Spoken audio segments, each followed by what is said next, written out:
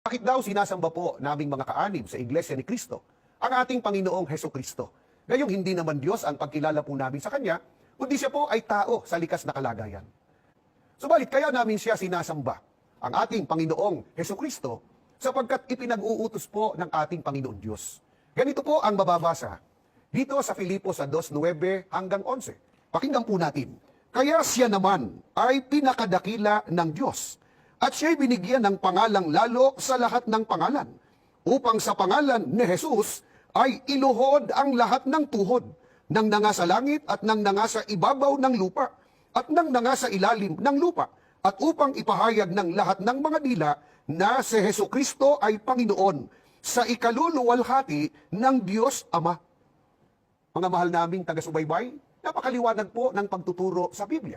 Ang ating Panginoong Hesukristo ay pinakadakila ng Diyos. Binigyan siya ng pangalang lalo sa lahat ng pangalan. Ang sabi pa, upang sa pangalan ni Jesus ay iluhod ang lahat ng mga tuhod. Ano po ang katumbas nito? Ipinag-uutos po na siya ay sambahin. Subalit pakatandaan po natin, hindi po sinabi sa talatang ating binasa na kaya siya ay sasambahin sapagkat siya po ay Diyos. Hindi po. Ano po ang dahilan? Bakit siya dapat sambahin? Ipinag-uutos po ng ating Panginoon Diyos.